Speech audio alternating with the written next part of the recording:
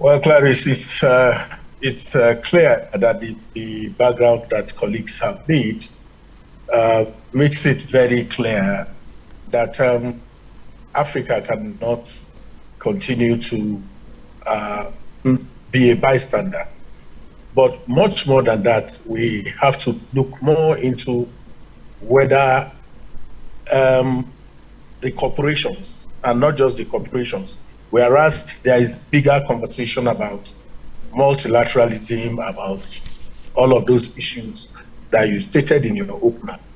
But what role does the IMF, the World Bank, and such other institutions uh, play in economic stranglehold for most of African countries? And if we're not going to the IMF or the World Bank, we are looking towards China.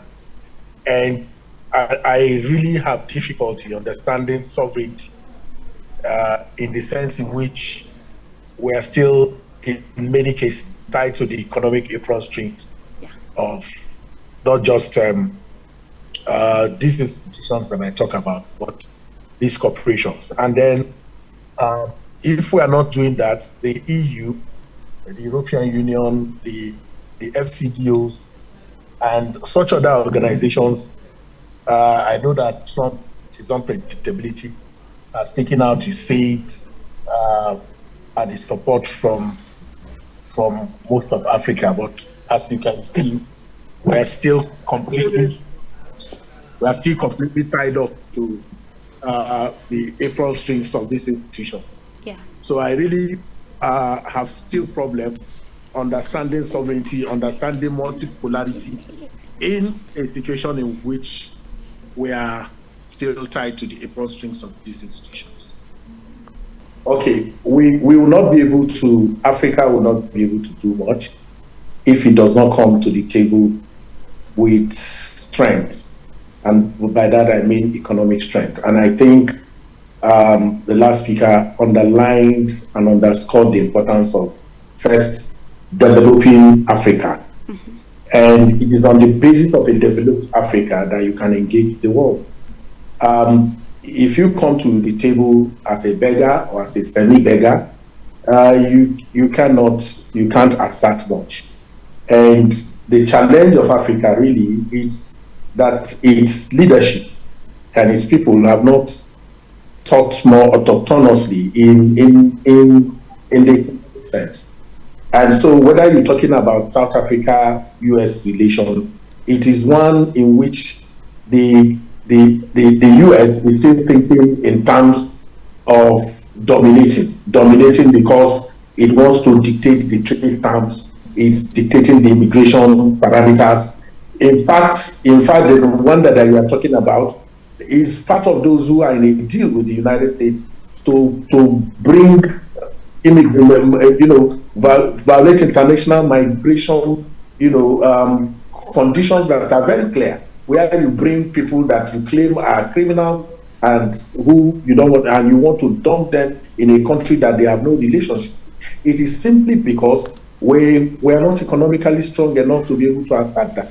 And the way to do that is to first develop internally in a way that you are strong enough to engage the world. And I'm not seeing much of that happening. There is a lot of, diplomatic finesse and talks that are going on. But internally, the governance system within most of African countries is anything to be desired at this moment. Whether in Nigeria or in Ghana or in Sierra Leone or in Freetown or in Egypt, the majority of the citizens of those places have not seen the impact of governance in a way that they can support the initiative for you to engage, whether it's India, Brazil, coming together. But it's important that there is that unification, that there's consolidation. You can borrow models, you can borrow muscles from each other. And the combination of your muscles can produce the strength with which you can become a major factor on the table in conversations that has to do with trade, that has to do with diplomacy, that has to do with governance, and that has to do with even how you play in this new multipolar picture that we are painting. Well, if there is the play of politics above economics. Most of Africa is the conversation is more political than than sorry, the conversation has been more political than economics. Most of our conversations are always about who gets to power, who contests for which position, and not really we undermine conversations that has to do with our what kind of economics, what kind of political economy are we driving for our people. And once you superimpose politics on the major issue about what kind of economy are you running, what is your outlook, how are you engaging the world, whether it's the Chinese that you're talking about, whether it's the Indians you're talking about. India has created a place for itself in technology, in IT, and in medicine. You can't talk about India and wish them away in these areas that I've talked about. But where can you place Africa currently? So if you are going to the table, whether in the United Nations, what is your contribution to the United Nations? The Americans can dominate the Security Council. The Russians can dominate, because at the end of the day, they provide the resources with which even the United Nations itself. How much are you contributing to the pool? So until we play down politics and strengthen conversations about how to govern our people for the benefit of our own people, and strengthen them in a way that if your friend invites you for lunch, and every time he invites you for lunch you go for lunch empty-handed, you are not playing your role in that table. If you are coming for the lunch, if he's providing food, you should come with a wine. If you don't come with a wine, you can't continue to claim that this relationship is a relationship of equal. You can be pretending that you are equals because your friend invites you to lunch, but until you contribute something to that lunch, you will not be able to assert yourself either as a friend or even as a contemporary. Well, I think you were breaking towards the end, but I think that the first thing is the issue of ideology. How do you look at yourself? What do you believe? Do you think yourself as that you have the competencies, that you have the capacity to bring the changes? I don't think I'm comfortable with referring to Burkina Faso and Mali and all these other the Sahelian play as revolutionary. I think that no matter what it is, we must be able to clearly do not give comfort for people who take power in an undemocratic way. We cannot. I don't think we should give them that kind of comfort. Sorry to interject, Mr. Ezenwa. If we understand the narratives of our topic this day, we can still see that there is probably a word that has been coined as transformational, dictatorship. And today, when we're looking at governance in multipolarity, and the realities coming from the traditional powers, we still question what democracy is all about. And at the end, we are putting the interest of a nation at the fore. So how then can we complement all of these aspects? I do not, Clarice, I do not agree with you. I don't think there is. If you could call it transformational, you could call it benevolent dictatorship. But the truth of the matter is that for us in Nigeria, who saw through military rule and who sacrificed our youth to return to democracy, there is not going to be any excuse that is good enough for people to take power through option AK-47 and defend it under a pseudo, revolutionary transformative slogan. I don't want to share that. I want to think that we must prioritize first freedoms. It is under a free environment that people can think, that creatives can thrive, and the energies, of your people can be harnessed for strength and development. And so when you have a one-man show, and whatever you want to, in whichever coloration or complexion you want to put it, I would want to set that aside. But coming back to your conversation, I'm thinking much more that we need to have leaders who are thinking more in terms of developing strengths of their own people to be able to advance whatever it is they want to advance in the world. And one of the ways you can look at Rwanda, even though it does not, for me, exemplify clearly what I would want in terms of freedoms, but it clearly had harnessed the energies of its own people, and it can stand up to whether it's the World Bank, the IMF, and such other depressive, international organizations that are holding Africa down. It's an issue of ideology. If we begin to prioritize our worldview to factor in the strengths, the what we have within, the economic, capabilities of Africa, and then borrow these models across Africa. Whether you are talking about Congo, you are talking about Nigeria, Egypt, South Africa, Botswana, Cameroon, coming together economically will present a much stronger, issue under a free rule-based governance system than one in which we are eulogizing, for me, what you call transformative dictatorship. I don't want to share that. Well, thank you, Clarice. For me, a disempowered population may not be as may not critically contribute what it should, the way it's being painted. And when I mean a disempowered population, I mean when you look at the poverty indices in most of Africa, Nigeria, and the rest of them, you see that this population cannot really contribute effectively and efficiently to the kind of proposal that my colleague is putting forward.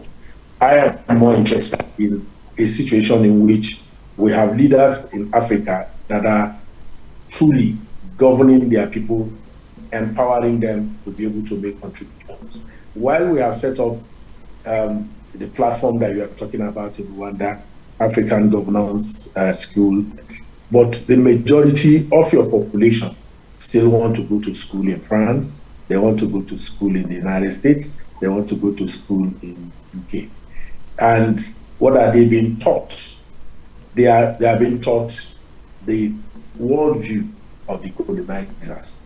And so it is still a situation in which your population is still being modeled within the worldview of those who made them slaves, who carted away their raw materials and returned those raw materials to them as finished products.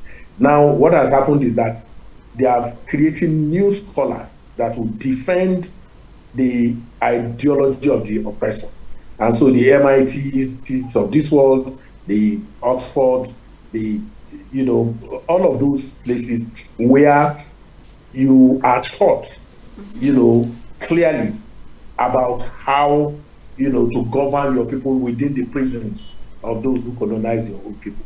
So autochthonous thinking, autochthonous patriotic thinking is lacking, not necessarily because the people of Africa are incapable of that level of thinking, but because more and more we are creating what Fanon, called black man in white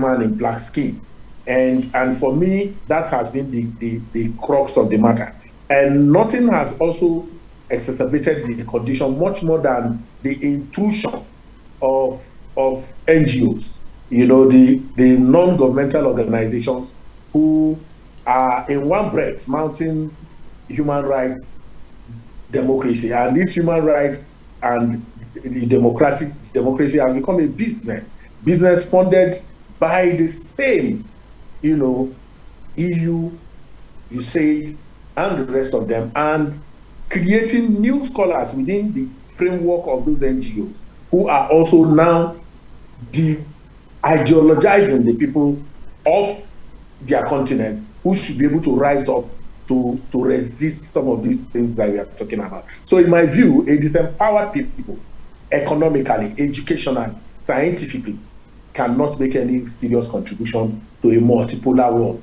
So, it is first important that we are able to engage leadership in Africa, if that is the focus of our conversation, to be able to be in a situation in which they can at least, if they are not at par with the US and Britain today, they can play where India, where the Chinese, where most of the new emerging Asian, economies are playing through governance within their own place. And that for me is the focus. That's why I talked about ideology, not necessarily in terms of whether it's socialist, whether it is capitalist, but in terms of African thinking and thoughts that are original in a way that it can strengthen and empower our people to be able to confront and think.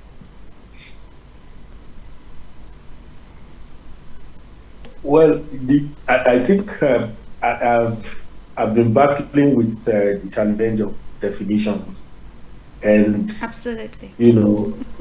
yes, definition in the sense that I think the ideal is the multipolarism.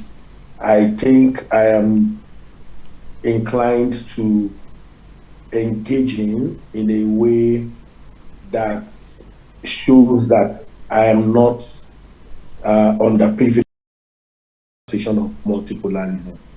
And Clarice, I've been stressing, and that is coming from a lot of conversations and travels across Africa.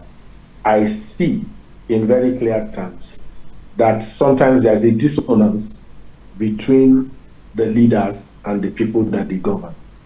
Their aspirations, the aspirations of their leaders, the complexioning, the character, the nature of the political elite of Africa are the same. The majority of their population is in very serious and dire situation. And so we first need to rework the feeling of freedom. When independence came in the 60s across most of African countries, the thinking was that there was going to be, like Samira Amil says, the linking. People would delink from the colonial thinking and begin to plan Africa in a way that works for majority. But that is not the current situation. It is still a situation in which the wealth, the resources of the continent is in the hand of a few people. And the language they speak is still the language of the oppressor. And so when we are talking multipolarism, it looks to me like a finesse, a beautiful concept that we will embrace in the future. But for today, I am more worried that the people who will come to this multipolar table are not prepared to assert themselves. And the only way they can do that is to have a situation in which they have relatively free, fair, credible elections. They can have rule-based governance. They can have equal opportunity employment for majority of their citizens. And so when we have this kind of conversations, the majority of our people can connect with it.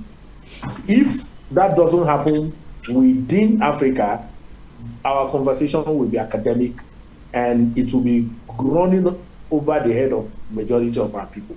So I want an Africa that can play its role effectively because the people of Africa are strong and can contribute to this multipolar conversation. Last few years, I think that was 2020 or 2021, we had this meeting in John Hopkins University, and the facilitator was asking those of us from Nigeria that what do we think about the Chinese imperialism that is eating into our country, and there was a lot of conversation around that. Yeah. And I asked him, what's the difference between Chinese imperialism and American imperialism? There is no difference. It's simply that you are worried about China. Majority of our people are more worried about Western American imperialism than we are worried about the Chinese. But whether it is Chinese or American imperialism, what is important is that Africa is the center of their play. And we cannot make our place where people come to play and whatever benevolent pretensions that they have until we build the capacity of our people to come to this multipolar world with the same strength, with the same capacity, we will be having an academic conversation. You're muted, please. Okay, Clarice, if you can hear me, I can hear you now. I think that when we were in the university, if you can hear me, can you hear me? I can hear you, sir. Go ahead, please. If Yes, you can we can hear hear you. me, when we were in the university, there were people that we used to.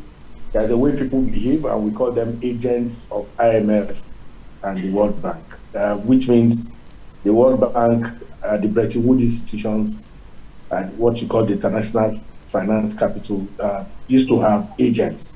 But today, in the national planning ministries and departments of most of African countries, the IMF folks and the World Bank folks have a seat in the national planning, offices of most of African countries. We need to eject them. We need to throw them out, and so that our people can plan for their own people without these folks breathing over their necks. And that's the way we can play better role in the multipolar a place that we are moving to. And the cooperation within the BRICS, the cooperation within Africa, as Otto kept talking about, is important. We need to consolidate our relationship. We must break down the walls. These boundaries need to be cleaned out in a way that if I want to go to Sierra Leone, I don't have to. I can fly straight. It's just recently before, if you're going to most of African countries, you have to go to Europe and turn back. I think those things are we need to take away all the visa restrictions so that we can cooperate effectively. Trade within Africa is important, and that will help us to play bigger and better role in the emerging multipolar world that is, whether we like it or not, has come upon us and is irresistible.